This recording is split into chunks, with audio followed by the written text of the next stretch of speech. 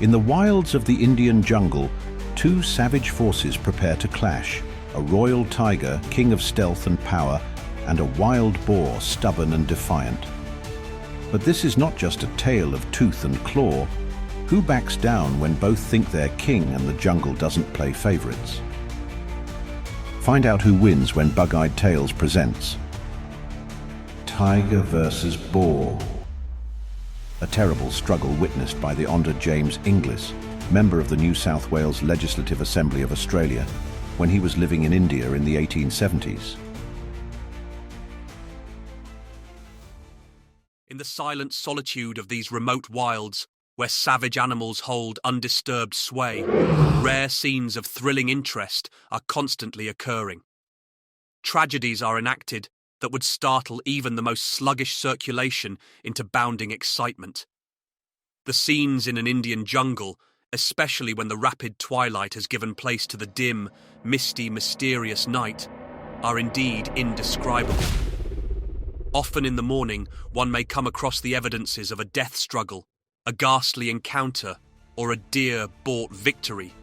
In the blood-stained and torn bushes and grass, the clawed and tossed-up roots and earth, and often the crunched and shattered bones of some poor victim that may have battled stoutly for his life against the midnight robber, or been struck down swiftly and surely beneath the mighty paw of the great striped king of the jungles. Sometimes, however, the tiger does not have it all his own way. I was once witness to the truth of this fact. It was a memorable scene. I can never forget it. I had been down at Fusaya, taking note of the different processes in manufacturing indigo, and had been delayed longer than I intended by the bursting of a press. I resolved to make the best of a bad job and remain at Fusaya for the night. While cooking operations were proceeding, I had time to chat with the herdsman, who informed me that in some thick jungle below the factory, they had reason to believe that two tigers had taken up their abode. Presently Debnarain Singh, the Gurmaster himself, on his elephant, came clanking up to the factory with his report. A Gurmaster was an agent or middleman employed by the British East India Company to procure goods. He was accompanied by several villagers, all chattering and talking loudly, and from their excited conversation, it was evident that some unusual event had occurred.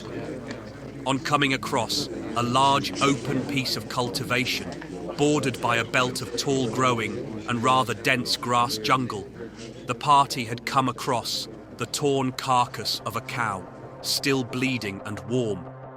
And in the gathering gloom, the keen-sighted villagers had been able to see the tracks of two tigers in the soft earth.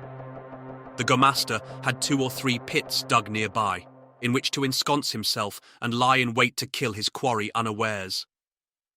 I never for a moment thought of sitting up for tiger. In the Kuso jungles, such foolhardiness is not common. However, as a Gurmaster volunteered to go with me, I determined to try the novel experience of shooting from a deer pit. This mode of shooting is commonly practiced by the native shikaris in these jungles. They select a spot generally near the edge of the jungle, some distance from the tracks of the pig or deer or such animals that frequent their fields, and here they dig a shallow pit, about 2 or 3 feet deep, and pile the excavated earth around it, forming a sloping embankment for cover on all sides. To guard against a possible surprise from the rear, for tigers are, of course, very numerous where other game is so plentiful.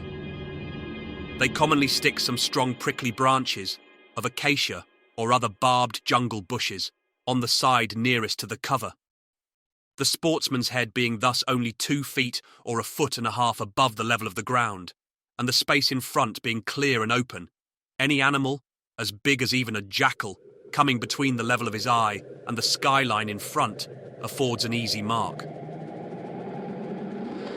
To such a pit I was conducted by my swarthy guide. I made myself as comfortable as I could in it, while Janki huddled himself up in a very small space behind me. It was now nearly 10 o'clock. The watery crescent moon struggled with the fitful, evanescent, tumbled waste of formless clouds. Far away, one could hear the ceaseless, mysterious swish of the swift river rolling down its turbid flood to mingle with the mighty Ganges in the distant valley. A quivering, long-drawn, pulsating sigh seemed to be wafted at intervals across the dark, misty plain as the cold night breeze swept through the feathery tops of the long jungle grass, and the bending stalks rustled and shivered and nodded their plumed heads together. Ever and anon, a Brahmin duck calling to its mate, or the low, muffled tinkle of a cowbell, would break the brooding silence. The sounds of distant tom-toms would beat in occasionally, like a thudding pulse upon the still night air, and then all would die away again, and deep silence brooded like a pall upon the scene.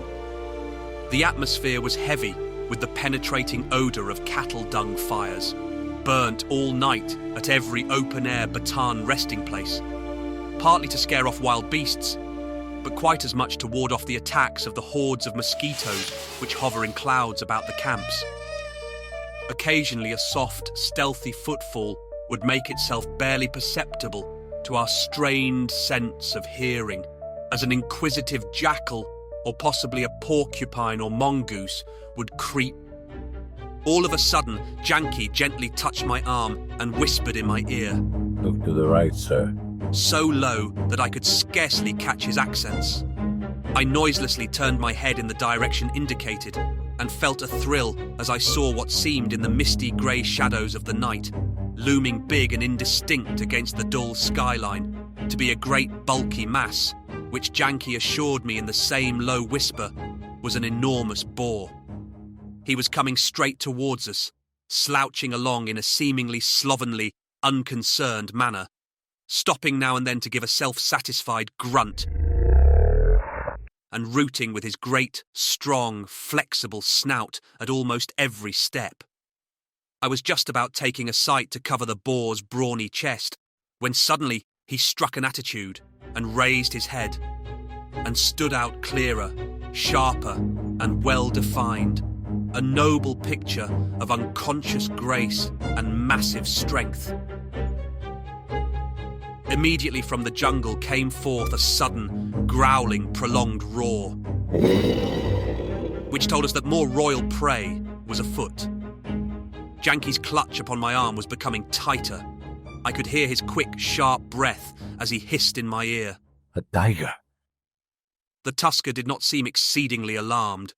His attitude seemed to say, I fear no foe, and I care not for the growl even of a tiger. Lowering his head with an angry toss, he gave a loud and savage grunt, a deep hoo, as if taking up the challenge and defying the tiger to do his worst.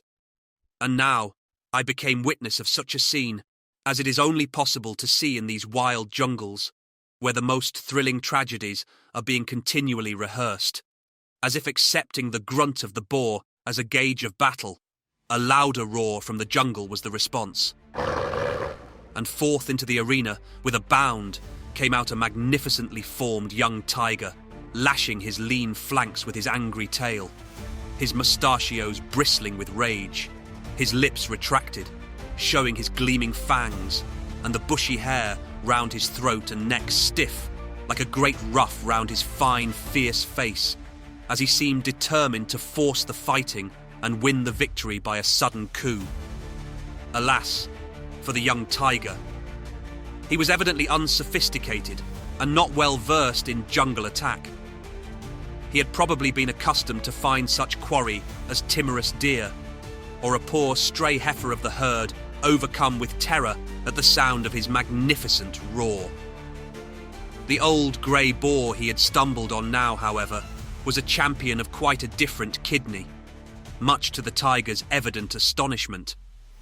It was really whimsical to observe the young tiger's sudden attitude of bewilderment. The old boar did not seem to mind the roar so much as might have been anticipated. He actually repeated his who only in a, if possible, more aggressive, insulting and defiant manner. Nay, more, such was his temerity, that he actually advanced with a short, sharp rush in the direction of the striped intruder.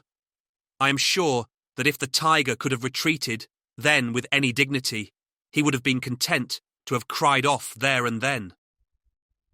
He evidently found that he had woken up the wrong passenger, and that possibly for his first fight he had caught rather a tartar, and the boar seemed on his part rather to resent his intrusion as something which was not to be tolerated for an instant.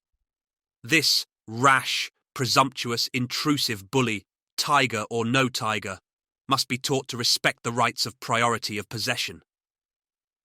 The tiger was now crouching low, crawling stealthily round and round the boar, who changed front with every movement of his lithe and sinewy adversary, keeping his determined head and sharp, deadly tusks ever facing his stealthy and treacherous foe. The bristles of the boar's back were up at a right angle from the strong spine. The wedge-shaped head poised on the strong neck, and the thick rampart of muscular shoulder was bent low, and the whole attitude of the body betokened full alertness and angry resoluteness. In their circlings, the two brutes were now nearer to each other and nearer to us. The tiger was now growling and showing his teeth, and all this, that takes such a time to tell, was but the work of a few short minutes. Crouching now still lower till he seemed almost flat on the ground, and gathering his sinewy limbs beneath his lithe, lean body, he suddenly startled the stillness with a loud roar, and quick as lightning sprang upon the boar. For a brief minute the struggle was thrilling in intense excitement.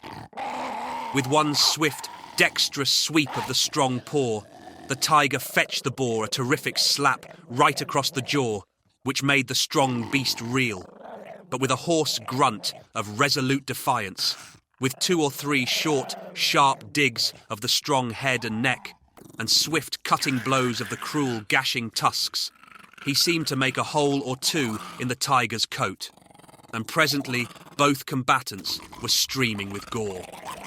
This was round number 1. The boar had evidently got more than he bargained. The tremendous buffet of the sharp claws had torn flesh and skin away from off the boar's cheek and forehead, leaving a great ugly flap hanging over his face and half blinding him. But Master Stripes had not come off scatheless. There were 2 or 3 ugly rips in his chest and neck, from which copious streams were flowing, and there was a troubled indecision about the sweep of his long tail, which betokened a mind ill at ease, and seemed to say, "I wish I were well out of this." The pig was now on his mettle. With another hoarse grunt, he made straight for the tiger, who very dexterously eluded the charge, and lithe and quick as a cat after a mouse, doubled almost on himself, and alighted clean on the boar's back, inserting his teeth above the shoulders, tearing with his claws, and biting out great mouthfuls of flesh from the quivering carcass of his maddened antagonist. He seemed now to be having all the best of it, so much so that the boar discreetly stumbled and fell forward, whether by accident or design I know not, but the effect was to bring the tiger clean over his head, sprawling clumsily on the ground. Getting his forefeet on the tiger's prostrate body, the boar now gave 2 or 3 short ripping gashes with the strong white tusks, almost disemboweling his foe. And then, exhausted seemingly by the effort, apparently giddy and sick, he staggered aside and lay down, panting and champing his tusks, but still defiant, with his head to the foe. This was round number 3, but the tiger too was sick unto death. The bloodletting had been too much for him, and now, thinking that it was time for the interference of a third party, I let the 2 V-disabled combatants have the contents of both my barrels. And we had the satisfaction presently of seeing the struggling limbs grow still. The battle I witnessed that night was more than just a clash of muscle and fang. It was a raw, untamed embodiment of nature's eternal struggle. In that dark jungle, beneath the faint glow of a crescent moon, I glimpsed a profound truth. Life in the wild is a constant contest of survival, a test of strength, courage, and resilience.